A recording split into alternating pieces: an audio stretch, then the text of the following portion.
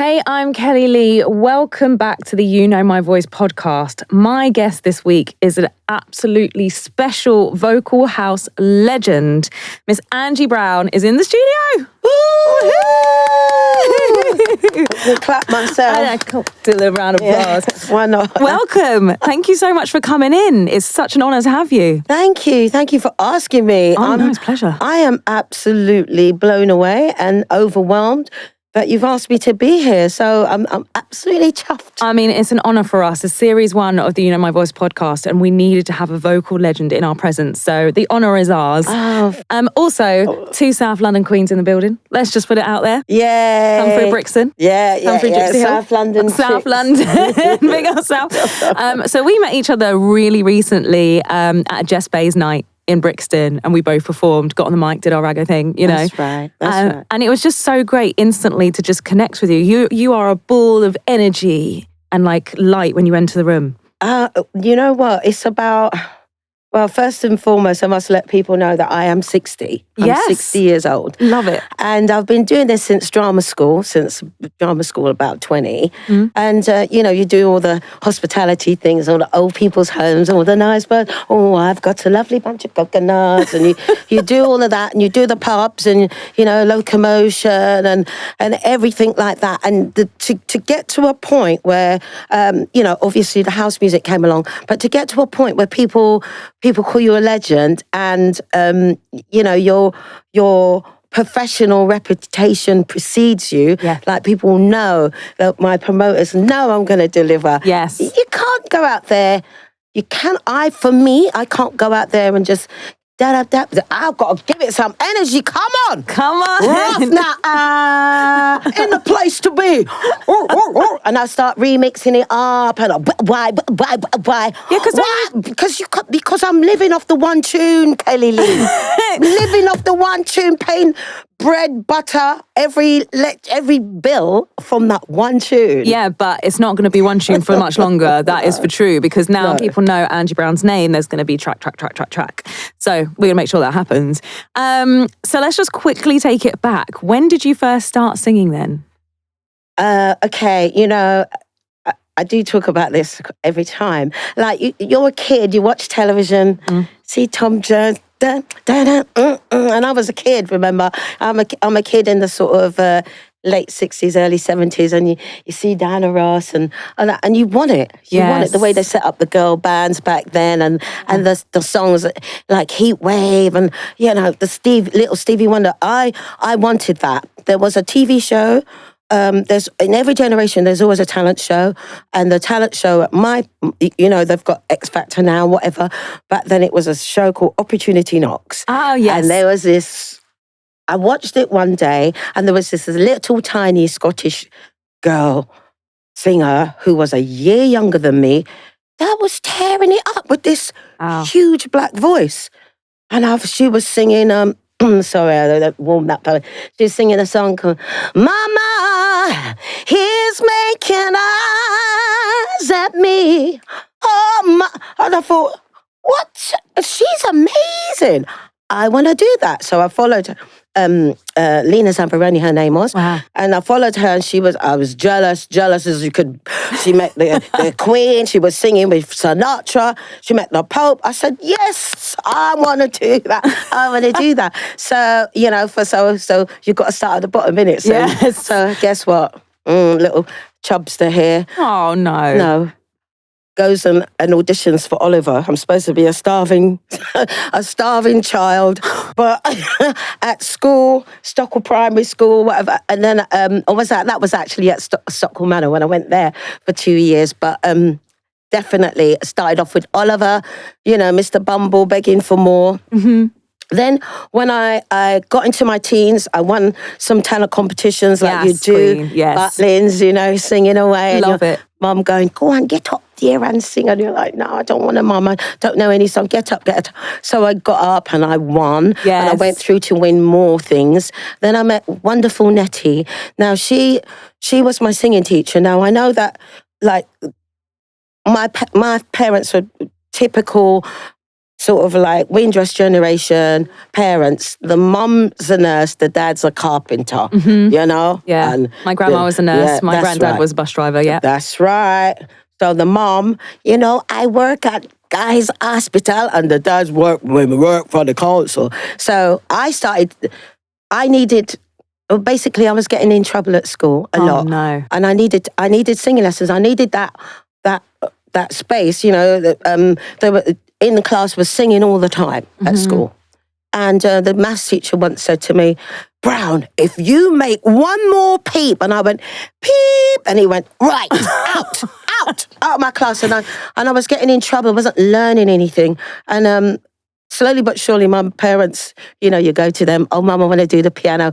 No, you don't. I want to do the saxophone. No, don't make me buy a saxophone and you're not using it. It costs a lot of money. Yeah. And then they bought it and you're like, oh, boring. And I didn't really realise that it's all about the singing. Yeah. It's all about the singing. Yeah. So eventually... That's so funny. I did my alto saxophone stint as well. I think because the sax makes kind of vocal noises, I probably thought, you know. Yeah. So after I won that competition at Butlins, I started...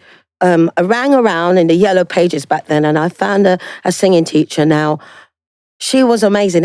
She's still alive, but I was a teen and she was in her 30s. And she was originally a ballet dancer and she used to work with Maria Callas, a famous opera singer. Yes. So she was showing me all we would sort of categorized as West End Wendy singing, and it's sort of a little bit of let's start at the very beginning. Yes. And it's very, very nice. And it's like, oh, mate, I need to learn to do that. And she said, you know, my Ange, I'm not going to change your voice. You're a soul singer. Oh. You know, don't dumb it down and make it too white bread. I don't know if that's PC or not, if I can say that, but she was totally trying to not make me, you know, fit into that theatrical sound for the hell of the theatrical sound. She knew that I was more of a recording artist. That's so good that you found her and that she knew to do that, because I'd had some singing teachers I've met in the past who they do have their way and do try and change your voice. So one singing teacher I had one lesson with, who was quickly not for me, didn't actually really love Whitney's voice and said it was all a bit shouty. And I was like, this isn't going to work, because Whitney's one of my favourite singers of all time. And then I ended up finding a really amazing singer teacher now called Lucy Allen, whose voice unlocked, and she's just incredible and she does what your voice needs. So I think it's right, you have to find the teacher for you. So it's brilliant that you found this person. That's interesting, because really you're not shouting, you're not ruining your vocal cords. You've learned how to, it's almost like compression. It's like almost like compression, because you're not shouting and like you're in an argument. You're using your body and you're really, anyway, so this will take us on to Nettie. So I'm 16, never really been kissed, never really, never done anything. No sex, nothing like that.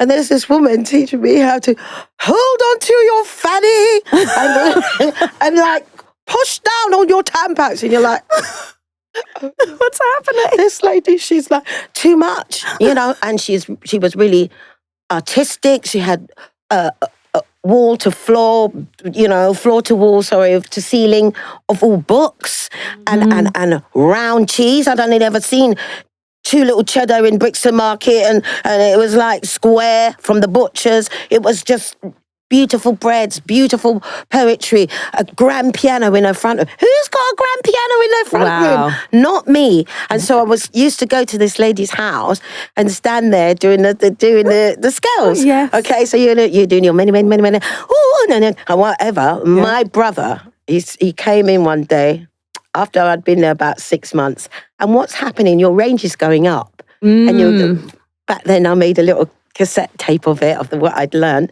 Then I'd play it in the week before I'd go back to see Nettie. And we could only afford half an hour. We couldn't afford a whole hour. Yeah. So in that half an hour, she's getting me to do all this ballsy stuff, and some of it was head notes and whatever. And my brother bursting one day, he goes, yeah, Ange, Mom and Dad are wasting up their money, boy. You're doing the same thing every week, the same boring thing. You ain't learning nothing. You ain't.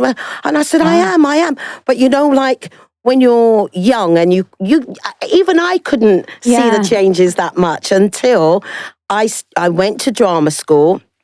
incorporated what Nettie taught me at drama school, quickly decided that the acting thing is not for me. No. It is what was it? What was it that pushed you over this? Everyone like that. Everyone laughed like that. What the hell? Why can't you guys be normal? And why you wrote off a racing car, a little sports car, and you got a brand new one again this week, man. Oh my gosh. You know, that's a different. It just felt like they had more money than sense, and it was like I've never really conformed to that whole drama school thing, the Shakespeare's, a soliloquy, that whole acting thing. There's definitely that classism aspect there as well. You're a working class girl, you know. That is. Yeah. And back then, can we just say, like, not like now, but back then there wasn't a lot of black actors on TV. I mean, there's so many black actors and actresses pushing products now, or on adverts, in movies, being cast as almost like pantomime casting, you know. You could, different colours, different genres, different races, and we're one family, you know. And I like that in modern day movies where, you know, you could be my mom, somebody who's Caucasian could be my dad, doesn't matter. It's about the real talent of that person. Yeah. Absolutely. And so the doors back then, there was no work. Yeah. There was no work for me to be no actress, because I thought I've got to do comedy theatre. I've got to do that. You know, I wanted to do all I want is a room somewhere. Or Nancy. Good, yeah. Oh no, he needs me. By the way, just interject. Oh yes, and Papa, that's how it If I goes. really, really want to irritate my fiance, I will do this. He cannot handle musical theatre singing. So, sorry, babe. That's so funny. And Nettie taught me to sing in French, so I was doing that Piaf de Quand il me prend dans ses bras, il me parle tout bas, je vois la vie en rose. Il m'a dit des mots d'amour de tous les jours. Yeah. So I learned some French singing because she taught Jack Brel. She taught me some classical, some just beautiful things I learned from her. I love it. Basically, I was just out in the cold because I just thought, and this is all before house music. Yeah. Because I found my groove with house music. Everybody, just you know, just to get this where we are in the timing of things. This is before house music, when it was all still soul and a little bit coming out of the disco era.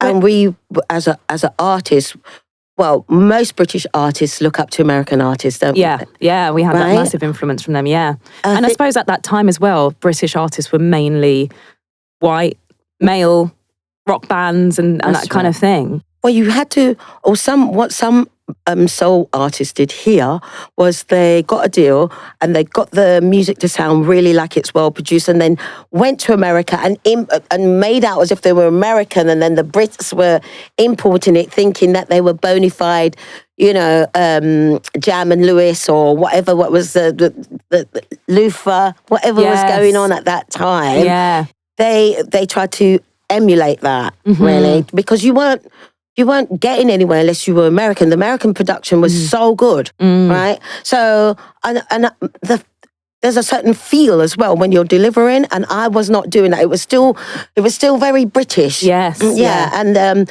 so with just the experience of going out there on the road, doing the locomotion, playing at the seaside parks and singing all the songs that was the Janet Jacksons, you know, whatever was going on at that time. Yeah. I had to kind of like go out there and make it work, Angie, because you're to sing How Long Has This Been, it's good and it's pop, but because you're black, you better come with some good soul music, girl. Yeah. You know, otherwise your career isn't going to take off. So if I backtrack a little bit, I started singing reggae. Ah, okay, you know, like because it's my culture. It's where I'm coming from. My Boy Lollipop, that whole reggae thing, the Bob Marley, whatever, ska music, Jimmy Cliff. I grew up with that. And I used to work at a club called Clouds. It's in Brixton High Street. And we used to go there between 2 and 4. And when I went there, between 2 in the afternoon, and 6, And when I used to go there, I used to sing over the dub plates, you know, I used to sing, and just singing that half. It's just my imagination running away with me. It was all like that. And it was so nice. And in the reggae club, it was only like 20 quid the man had to give me, but 20 quid was still a lot of money back then. But it was, and the club was hot, it was sweaty, the DJs played, the youngsters were all in. Atmosphere. It was like a teenage disco on a Sunday afternoon called Clouds. Love it. And I used to go there and sing over the mic and reggae, sking it. So you were PAing straight away. Yeah, back in the. Love and it. then at the end of it, I'd say, "Where's my money, please?" You know, and you sound so English. And my man talk like that. And then my man said, 20. "Hey, Angie, we not making real money today." And I was just like, "Yes, you did. It was busy in here." And they're like, "No, we not make no money." And I thought, well, do you know what?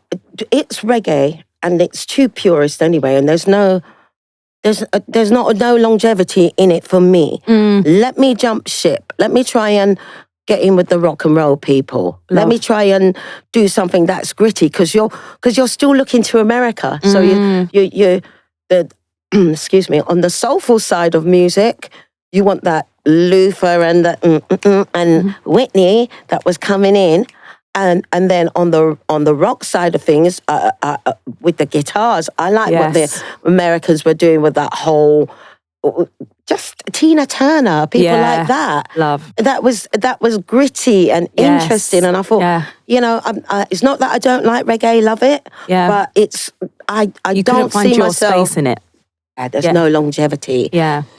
So I was out with my sisters one night, and this track came on with Jocelyn Brown's "The Beginning of Somebody." I was just talking about it 5 years ago. So you know that long that I can't get off my head. Yes.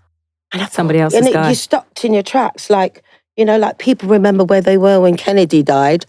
Well, I remember where I was when I first heard that long note, and I thought, what is this? I mean, being brought up in the UK, people immediately think you're going to sound in that really American way, but because I'm a Brit, I'm still kind of, they're so free with their vocal and the way they talk. Yeah. And like, say, if I see Jocelyn, it's like, ha!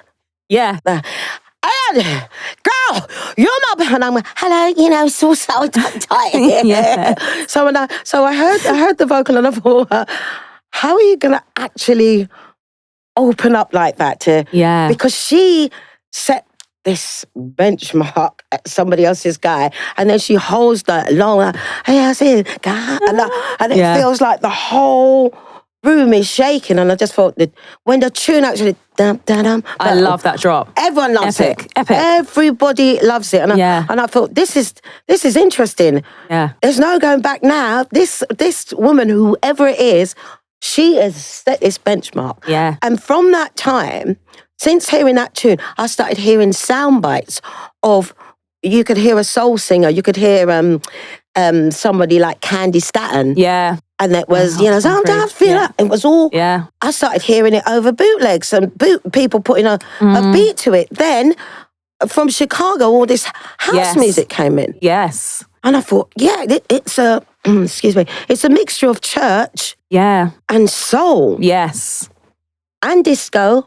With the energy. Faster. Yes. Yeah. Well, how are you going to deal with that? Yeah. This is new and different. Yeah. And then what I picked up on was that the Brits were really, that's what we do. We get it and we sell it back to the Americans in droves. Yeah. Doesn't matter if it's the Rolling Stones, doesn't matter, Rolling Stones will take Muddy Waters music and sell it back to the Americans in droves. So the house music industry was developing. Literally, people did it in their houses or the garages, and they set up their own independent labels. So I used to go to a club every Monday called Singers, and that's where met all the people that I know. Like, you know, Kelli-Leigh, you know people in your genre, and you started out. Yes. That's where I met Meryl, who sang on JX's Man That's On Around Dirty. I met Coco Stowe, who wrote and sung I Need a Miracle. I met all those kind of people, that Catherine Ellis, who's part of the Freemasons. I met all those people who were just coming through, the girls from Eternal back then, Yes, I Esther and all loved that Eternal. lot. Because if you got a new happening club, the record companies used to go down there and the I nearly said the loan sharks.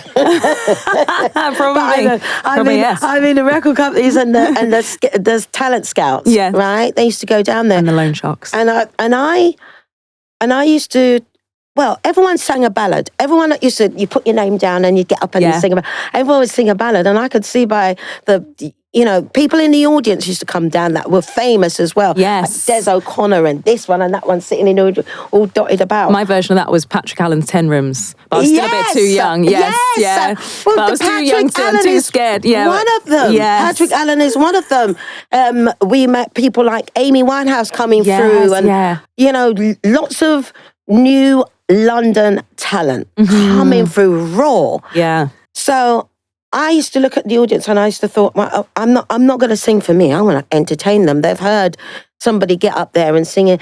Lately I've been staring in the mirror. And I thought, no. No boring. Yes. No boring, Angie. I got up there, next Angie Brown. And I got up there and I did that really Angie stomping thing. And I thought, I'm going to do Aretha, because Aretha is my queen. Yes. Yeah. So I'm up there with the, doing R-E-S-P-E-C-T, find out what it meant to, and all of that. And people were like, whoa, suck it to me, whipping it. And I just thought, I ain't got anything to lose.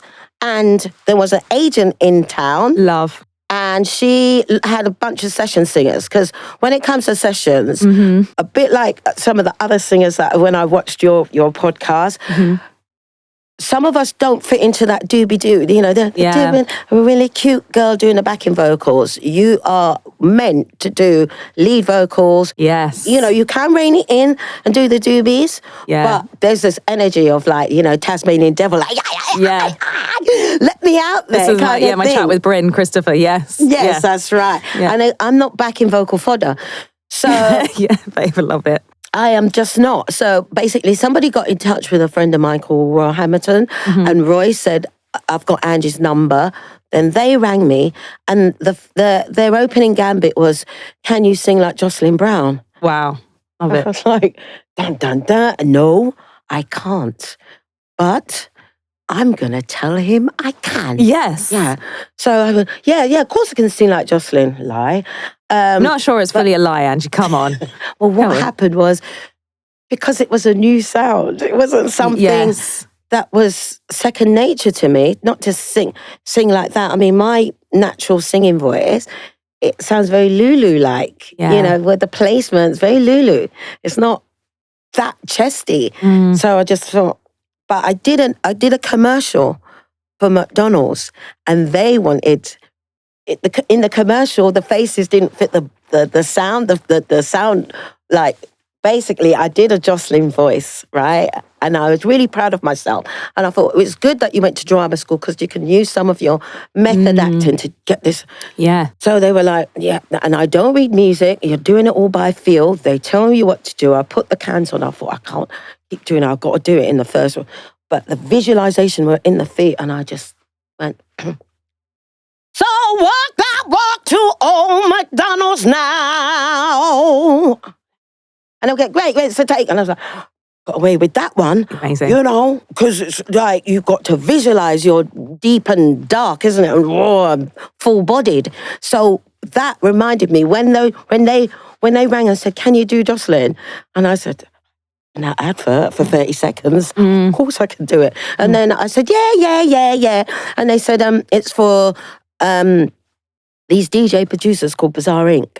And they're looking for somebody to do Jocelyn over a vocal, a new. Well, basically what happened was, makes sense. Jocelyn Brown's I'm Gonna Get You, that song, it's a whole song. Right. And in true house style, they just wanted 2 or 3 lines because they want the sample. Right. Because house is about being relentless, and what happens is what you're singing becomes a part of that kind of tribal energy. Yes, absolutely. Yeah. So, but because it was so new, like literally none of it made sense to me. I thought, why are they just repeating the same Yeah. Why are they Just repeating the same little piece of doo-doo going around? And, right? Why are they? What's that about? I didn't quite understand that. So when I went in the studio with them, and they're like, "Can you sing that dab dab and just make that bit up and ad lib that bit and the first note to hit that note?" And I just thought, I don't know if I can do it, but I'm gonna do it anyway. So I put the headphones on. And I did that. Why waste your time? You know you're gonna be mine. You know the best thing is to hold it. You know, clench your fanny. You know you're gonna be my baby. I'm gonna get you, baby. I'm gonna get you inside. You see that is not, for the people, my haters out there who said I'm yelping. I'm not. I'm singing in a certain style that people want. It's that energy that people want. It's that energy and the vibration of your voice. Like in the studio, you can't hear how you just vibrate in the room and the space. And it should ping on the walls. Yeah. And you should be able to look at me and not feel uncomfortable like I'm really straining because it's all here. Yeah. So I did that. And didn't you write the ba-da-da-da-da-da? I did. I just made it up. Yeah. Like Mark Morrison's thing. I just made it up. I just on the spot, really. And so you should have some publishing rights for that because you wrote that. I like Kelli-Leigh, you don't mess. It's the You Know My Voice podcast. Is what we're here to put out there. I mean, if that you've created something in that record, it's an iconic moment of that record. People are singing it back. That's your publishing, Well, I was 27. I don't think that. Because like you guys now, you got the internet, you're really much more clued up.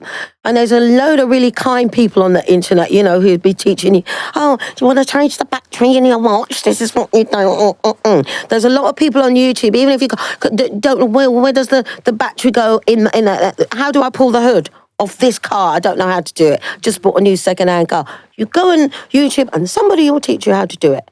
But back then we didn't, you had to go to the library to reference things or maybe on arty-farty BBC Two, in the evening, late at 11 o'clock at night, darling, you might find something. Yes. And you think, oh, that's good. Yeah. All right, that's really good. Oh, Sister Rosetta Tharpe, and when they came to England and the black and white bits of footage and clips and things like that, and you try to research so that you know what you're talking about. Yeah. And so to get back to house music, there was a bootleg that was going around.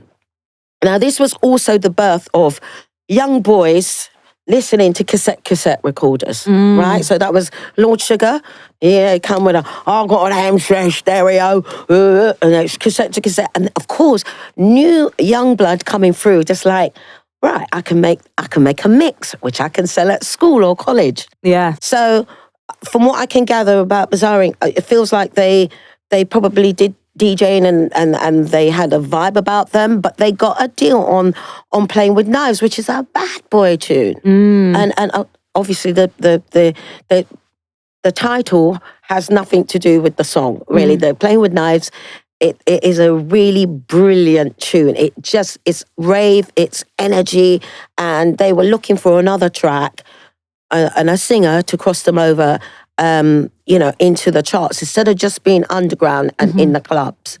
And nightclubs were around then. I mean, you had Streatham High Street alone had about, big top hat, the cat's whiskers. I mean, it was huge. There was Lumina, there was Top Rank, there was nightclubs everywhere. Yeah. So you had that whole PA thing to do once the track is out. You could...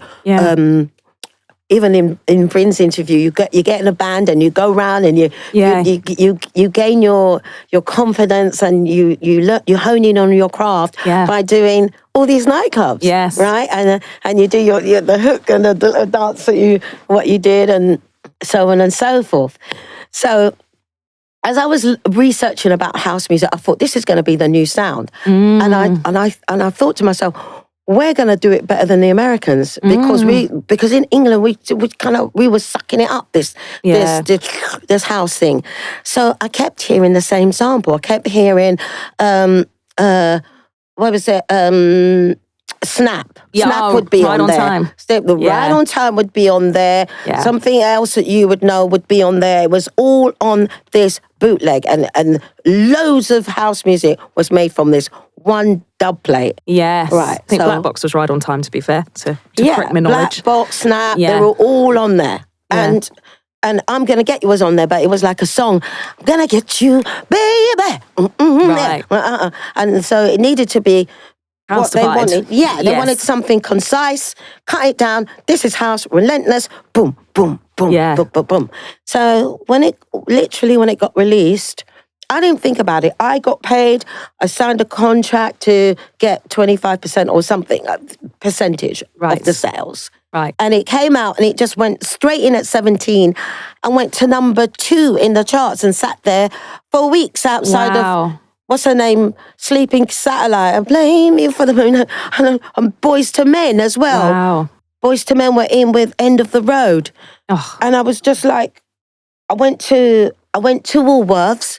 Back then there was a big superstore called Woolworths in every high street, and you go to the B section and there was a bazaar-ing, and then you walk down the road, you hear it, like the people's car, yeah, and then you go into the park, people will, yeah, and then you go get your shoes mended, people go, oh Angie, I saw you talking about really good, you done well, girl, and all that, and everyone was so happy for you, and I was speechless because I thought, wow, I just wanted the money. Yeah, and the I song's didn't think it was going to do anything.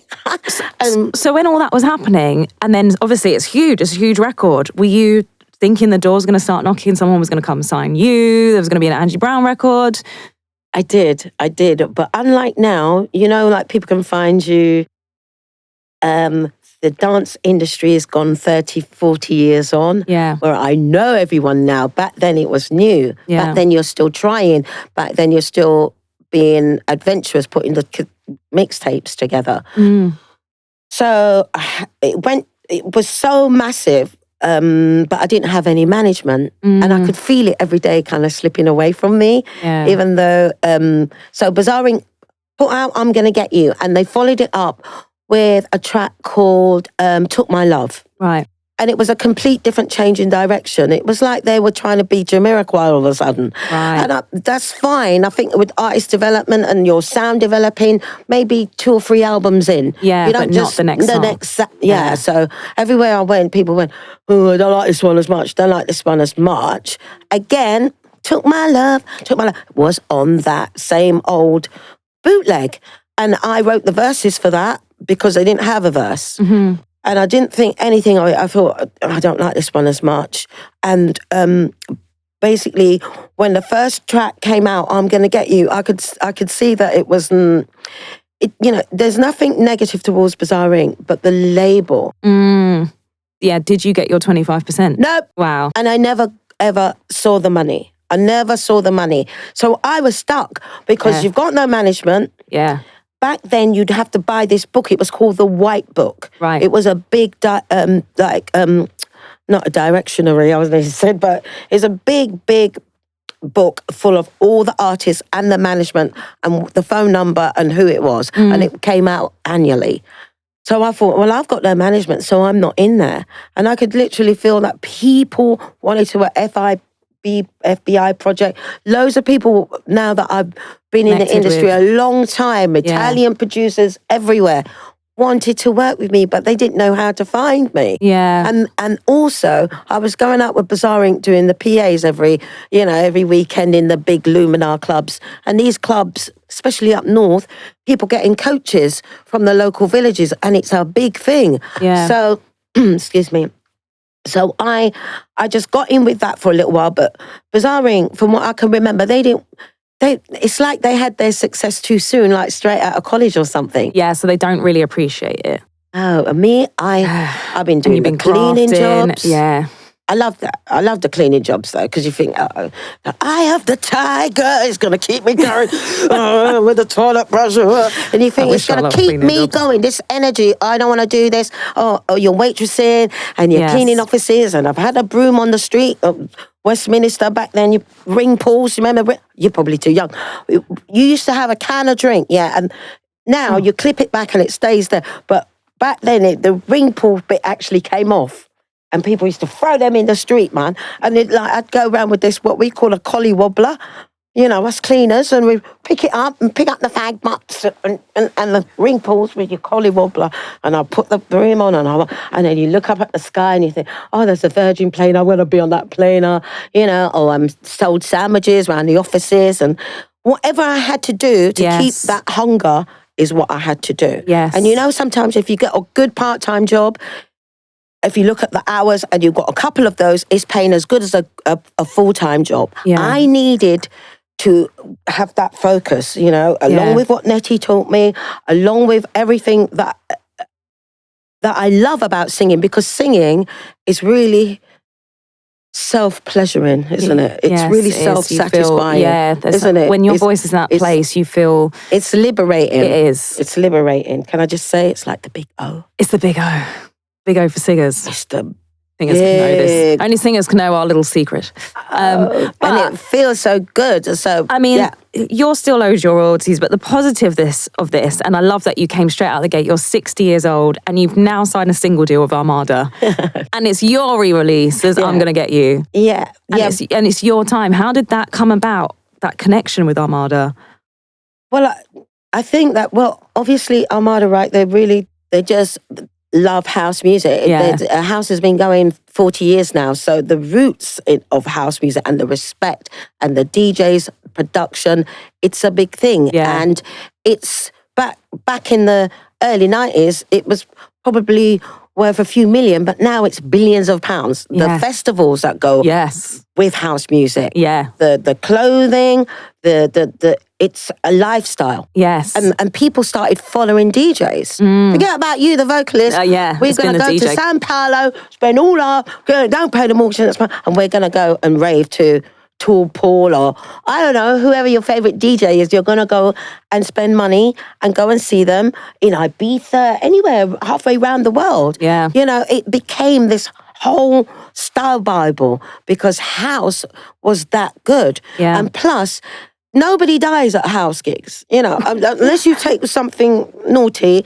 back then with the E's flying about. But there was no aggression. It's almost like being the hippies of the day. It was, There's a lot of love. About being happy, enjoying the music, hands in the air, joy in the heart. Anthemic, euphoric, it's just so good. And basically, to go back to the 90s, I knew that I had to just do lots and lots of session work because the money never ever came from the label. Yeah.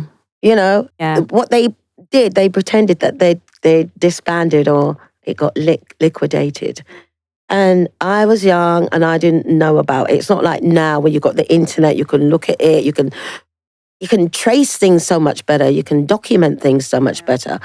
Record companies used to be able to lie to you about numbers. Oh, the video cost 80 grand when it really cost 20. Do you know what I mean? You guys had Cristal champagne at your launch party. No, we didn't. And you found out via internet recently that you sang a massive record called Move Your Body, which won an EDM award last year in 2023, didn't it?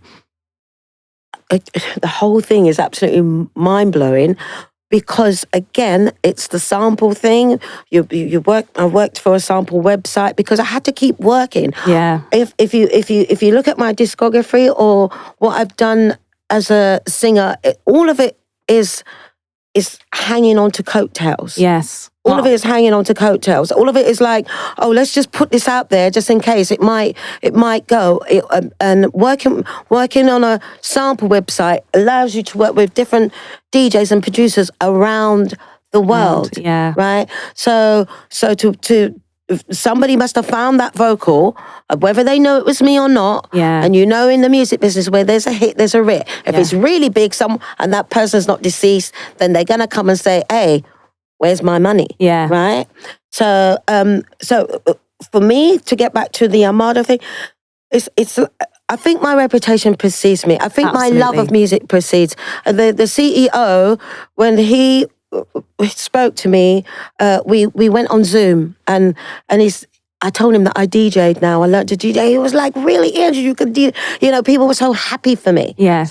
So I've got an outlet. I've got an outlet where I can be mad as a box of frogs. Mad, and crazy, brilliant or whatever, but somebody like as a label, as a workforce, they actually believe in me. Yeah. And it's not, you don't need to be small and blonde, Angie. You just need to deliver. Do you? And be you. And it might take you up to your 60s, but you're going to sign a record. This is testament to your work ethic and your focus and your true belief and passion and power in yourself and your vocals and your vocal prowess.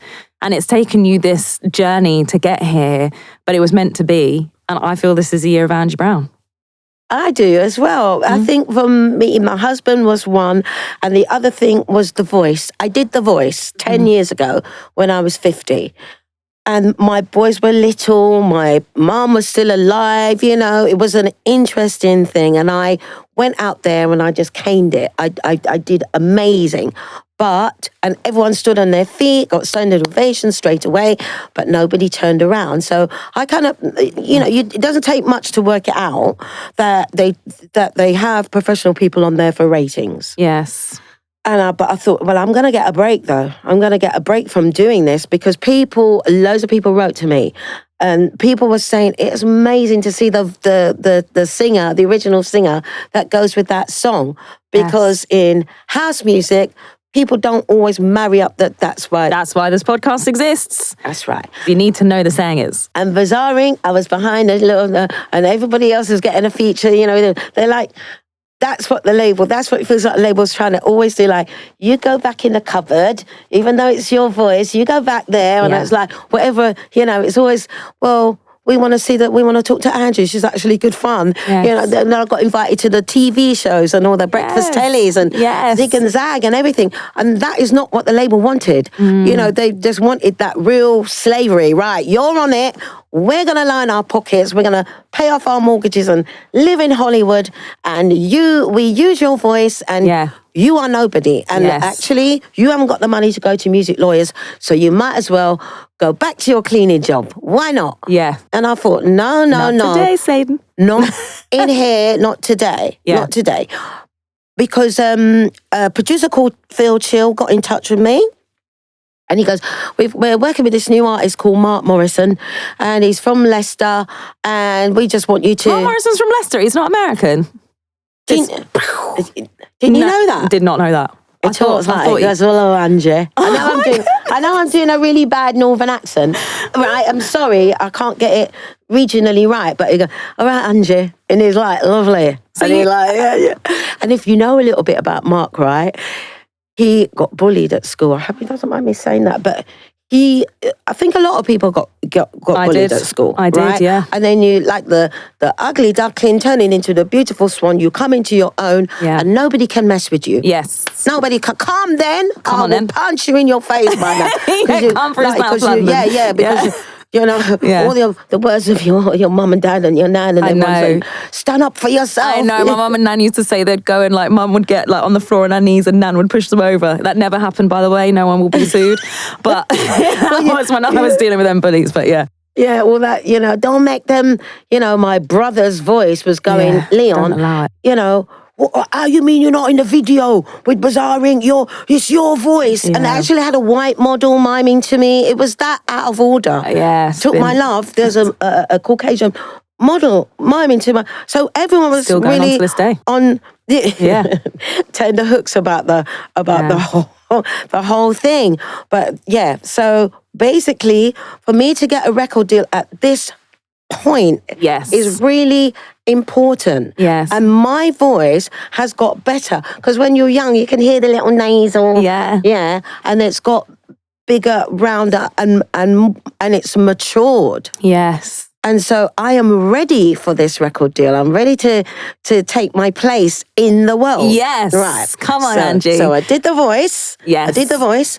And that immediately put the fees up, didn't it? For festivals. Because this whole 90s festival, 90s, back to the 90s, big for small first, come on, you